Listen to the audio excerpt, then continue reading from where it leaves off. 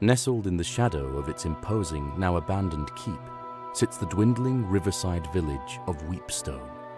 But things were not always so.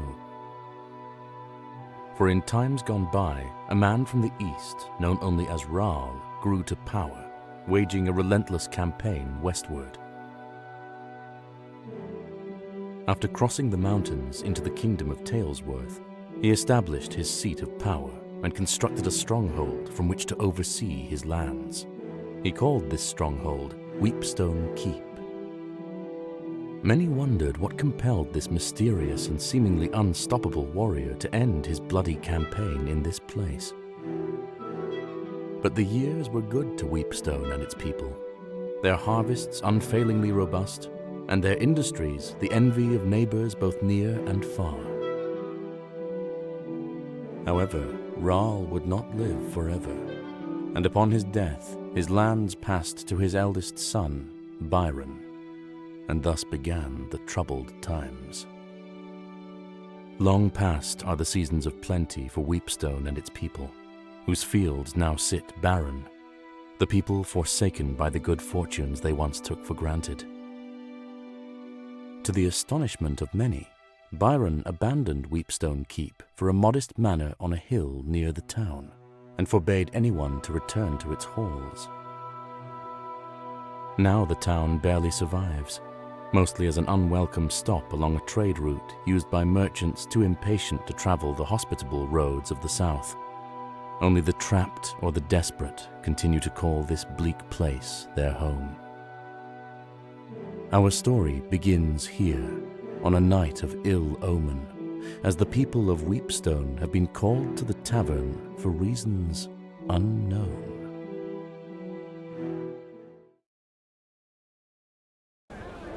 Good people of Weepstone, I've summoned you here to discuss a matter of grave importance. My brother and your lord, Byron, has fallen ill. He is rarely conscious. His nights are fraught with fevered dreams and terrible nightmares. The healers know not what ails him. In his half-waking state, he mumbles incoherently of Weepstone Keep, the castle that our father built, our childhood home. I can only hope that it is there where answers may lie. Are there any among you willing to delve into that forsaken place to find the source of Byron's torment? I will not lie. There is undoubtedly great danger waiting for any who venture there, in the form of both man and beast. While the keep and its contents have been forbidden since our exile, I hereby decree that any brave enough to take on this task may enter, explore, and importantly, keep what they may find within its walls. Who among you will take up this duty? I need 6 volunteers. Please, I would rather not have my hand forced to choose.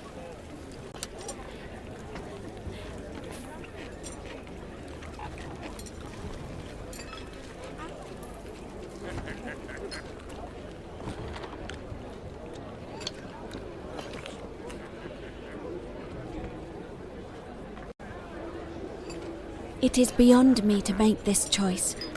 This path has already been chosen for me.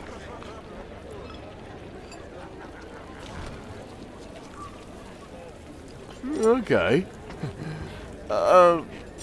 What's a keep? I'll go. I'm not as young as I once was, but maybe my years at the keep will be of some help. Where you go, I go. I love. You know that.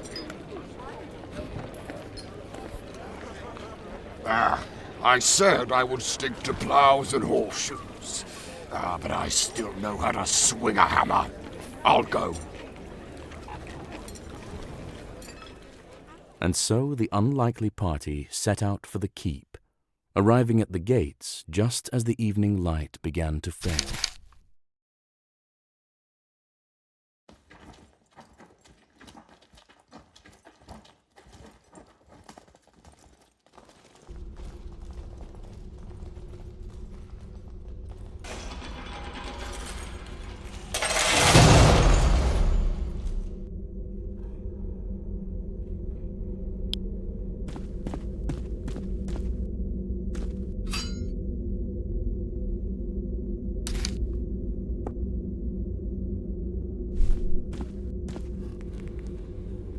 One can only assume the formidable visage on this statue is Raal himself.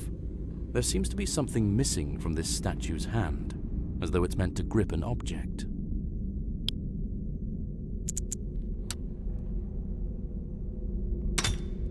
The scepter snaps into place with a satisfying click.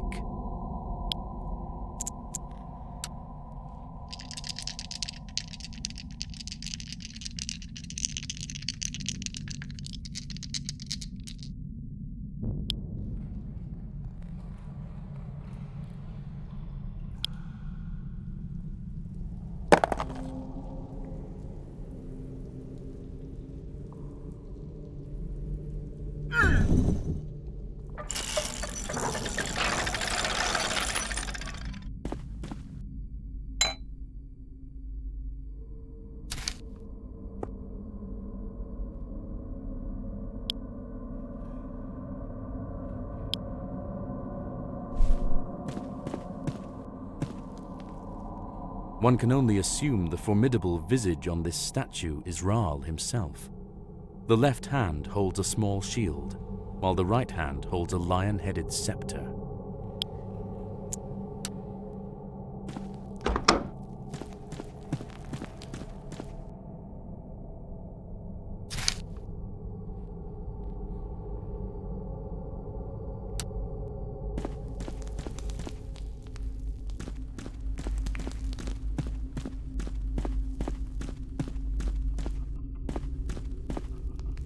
This door is locked and won't budge.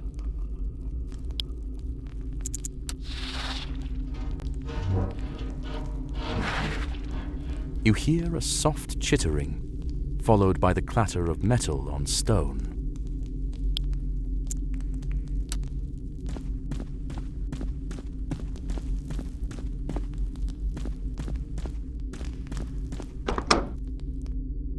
The smith's quarters are Spartan and humble, but must have once been a comfortable respite from the heat and ringing of the forge after a long day's labours.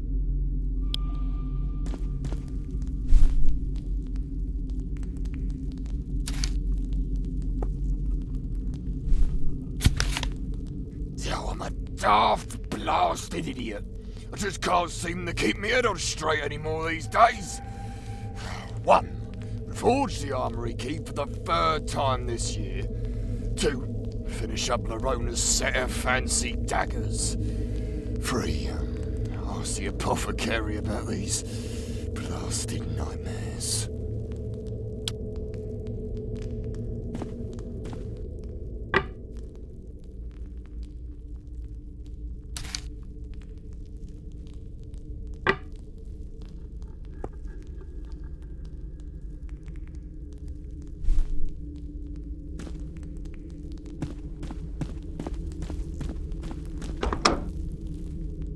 The large forge at the center of this room seems long dormant, but the smell of coke and coal still permeates every inch. Crates, barrels, and scattered ashes are scant reminders that this was once the beating heart of the keep.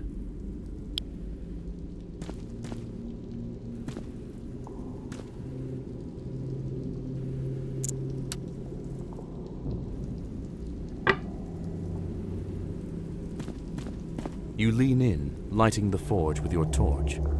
It is indeed lit, but only just.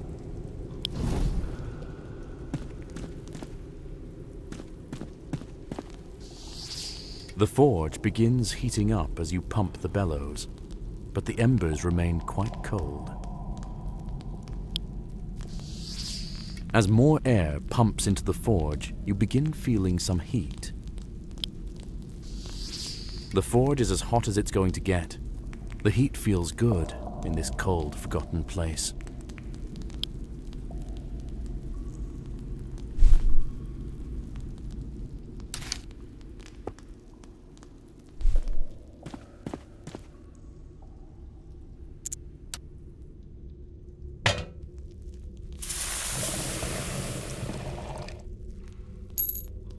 As the ingot begins to melt, the steel slowly oozes into the mold. After a few minutes, the newly forged key is just barely cool enough to handle.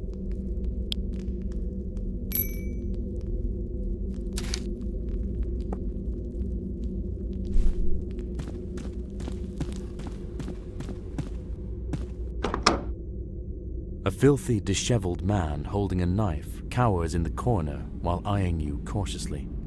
Makeshift bedding and various personal effects lie in disarray. The smell is pungent. What are you lot doing in here?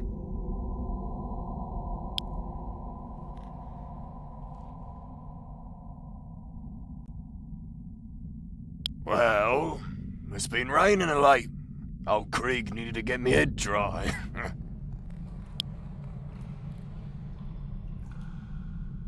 Now, I'm not welcome in town as such, on account of my, dark past.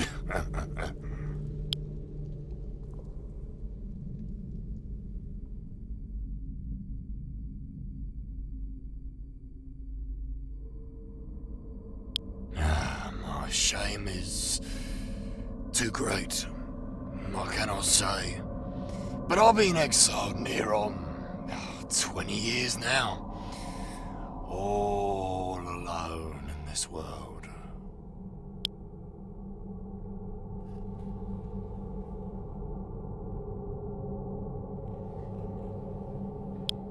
Sure, if you'll have old Krieg.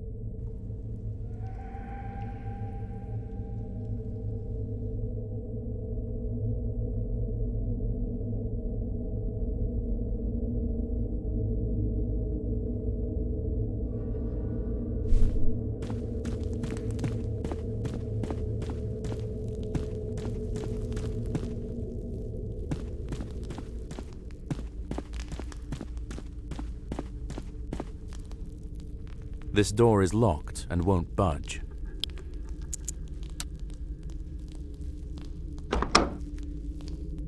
Your entrance startles the large, scuttling creature that seems to have been nibbling on what remains of an axe blade. It rears up in surprise, emitting an eerie, chittering noise.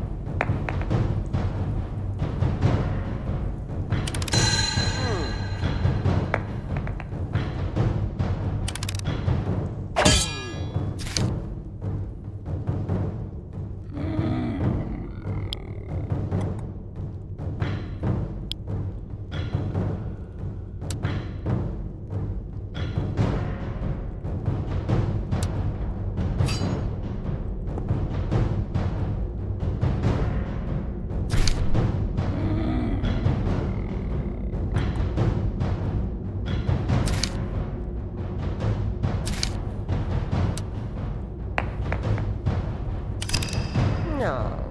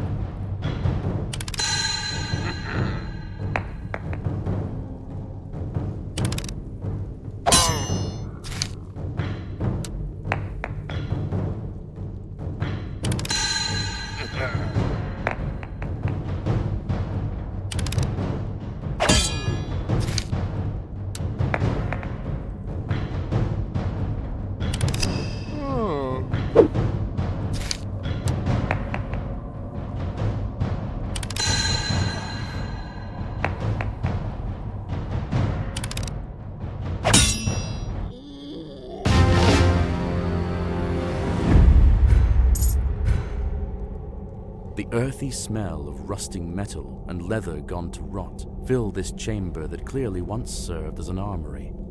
Moldering armor and rusting weapons sit in chaotic piles, strewn without care and long forgotten.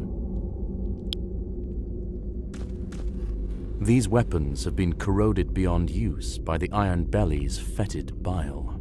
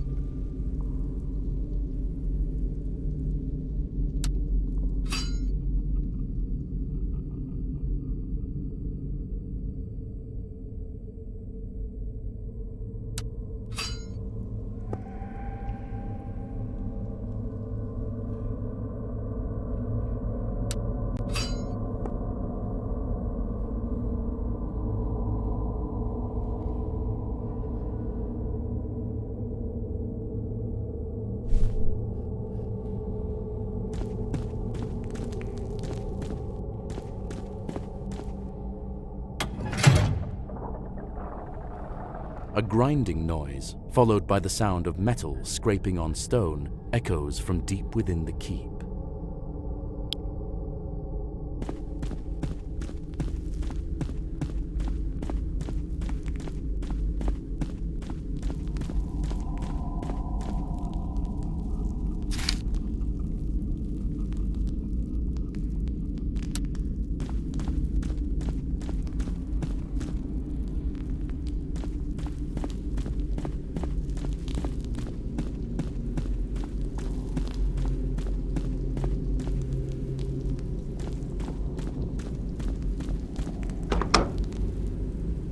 This stately but smaller hall seems to have served as a gallery of sorts. Crumbled detritus of carved busts and toppled plinths lie in shambles across the floor. The only remnants that hint at the original grandeur of this place are the large tapestries that still hang on the opposing walls, dominating the space.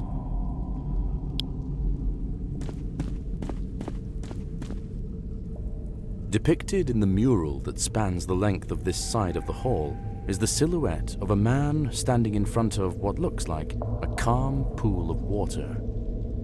Though at first it appears to be merely a pool in a cavern, the exacting geometric carvings that decorate the hewn stone walls are of unsettling design.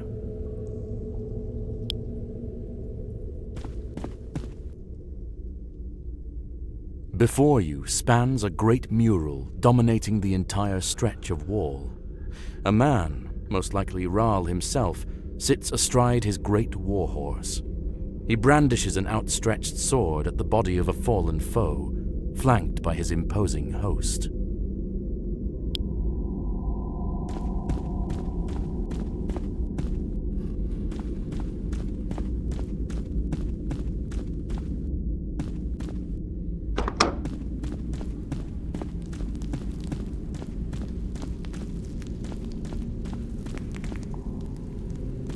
The party lifts with their combined might, but can do little to move the steel portcullis.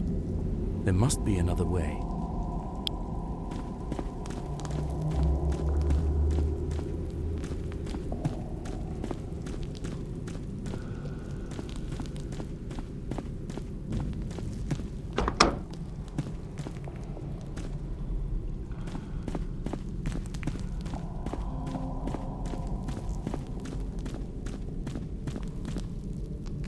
This door is wedged shut by the damp and refuses to open despite your best efforts.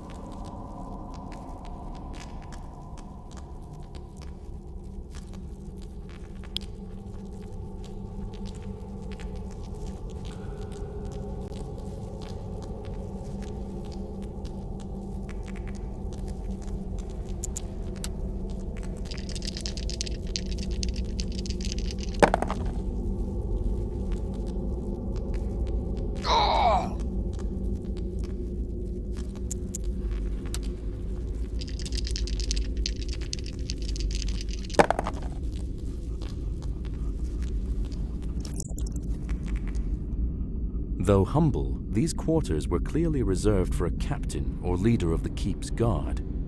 The contents of this room appear mostly untouched over the years, as various papers and a book sit undisturbed upon a wooden desk.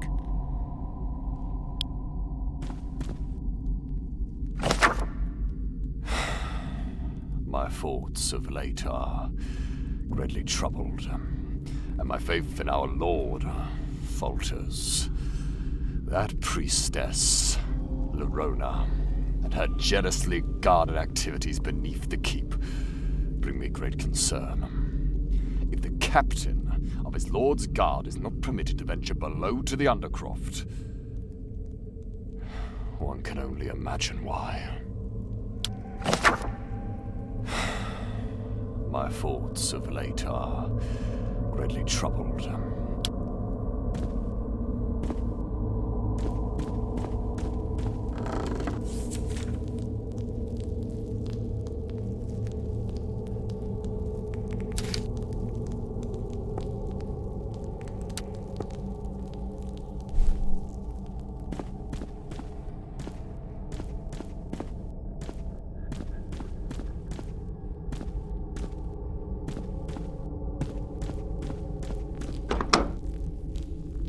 Spartan beds and matching foot chests hint at this room's use as a barrack of some kind.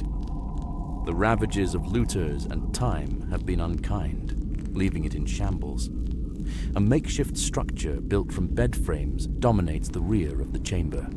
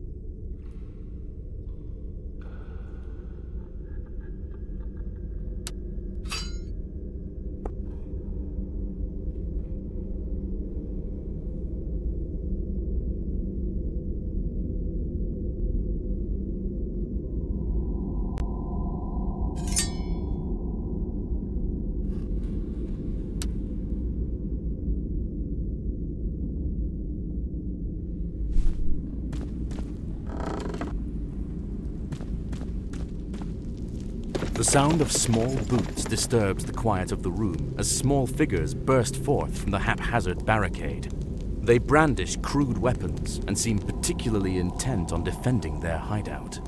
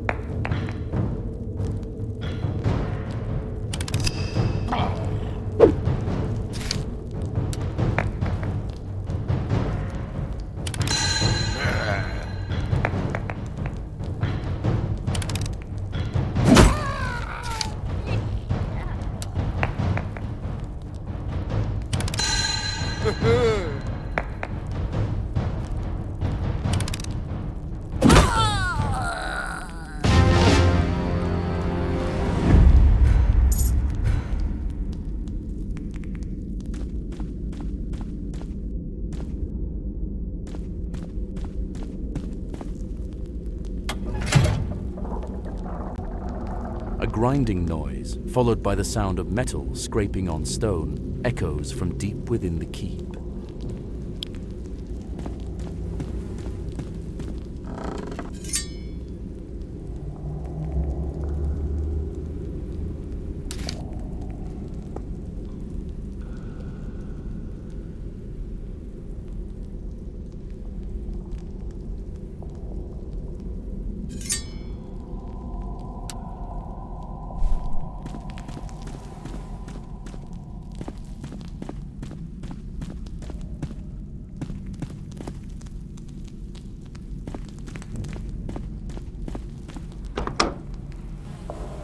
A foul odor pervades this place, a smell so heinous it is beyond description.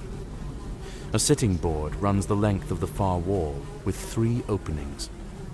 Despite the buzzing flies, you hear the faintest sound of rushing water that seems to be coming from the farthest hole.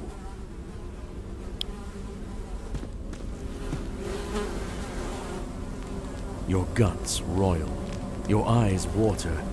Whatever faith you have is tested by the putrid fumes that waft from this unholy maw. Shockingly, the latrine is not only quite full, but its contents are surprisingly fresh.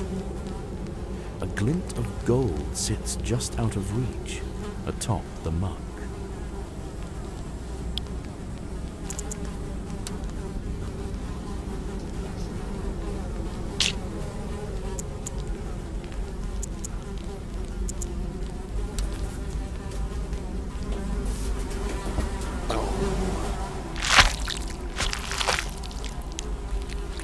You sift blindly through horrors within, and to your surprise, you retrieve what feels like a ring.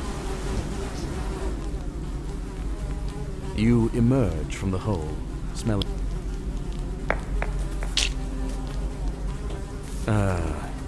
let's just say that you're...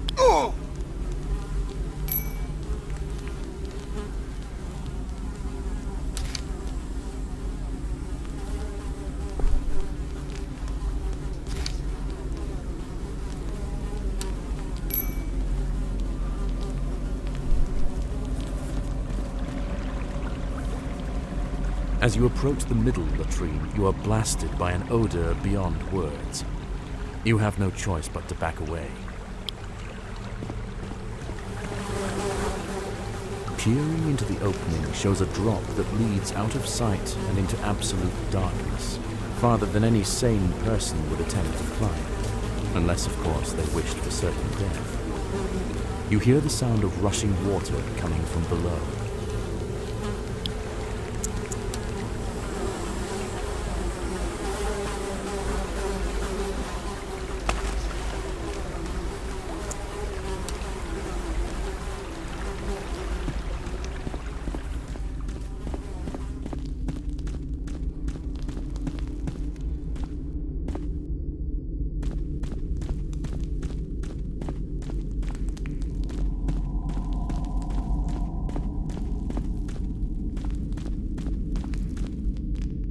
This door is not locked, but it refuses all attempts to open it.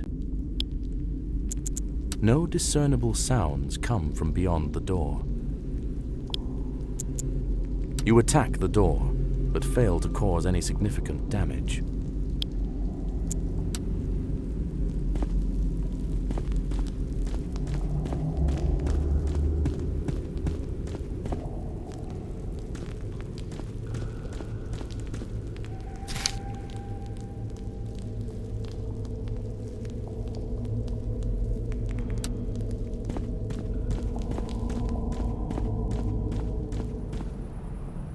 A large, barren courtyard opens before you, complete with mature trees and cobblestone walkways.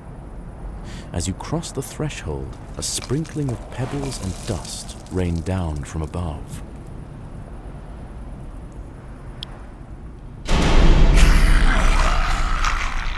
From atop the towering walls surrounding the courtyard, a group of screeching kobolds vault the parapets and descend upon you.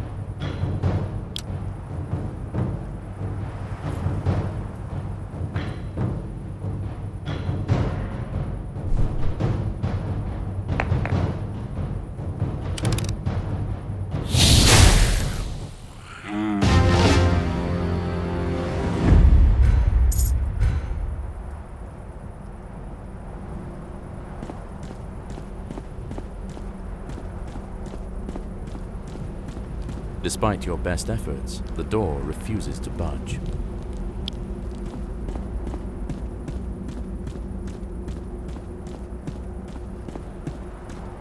Despite your best efforts,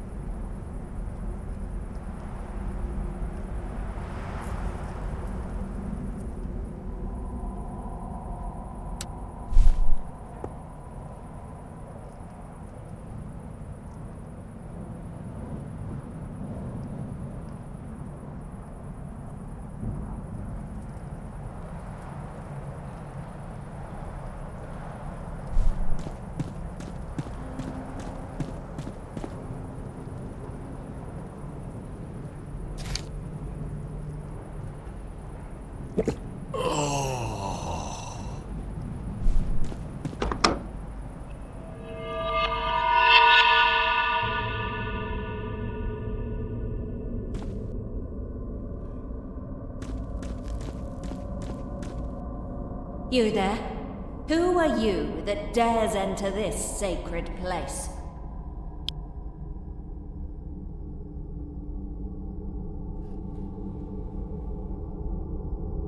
Are you now? That would be quite the surprise. I would see you clearer. Come closer. Now.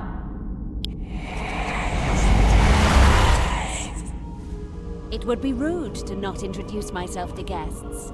I am Laronia, the ever-faithful. You say you've come on behalf of Byron. How does he fare? Still a craven, I presume?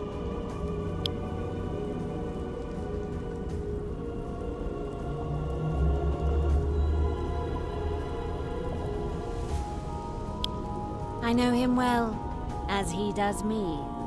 I don't know that he speaks of me often, though.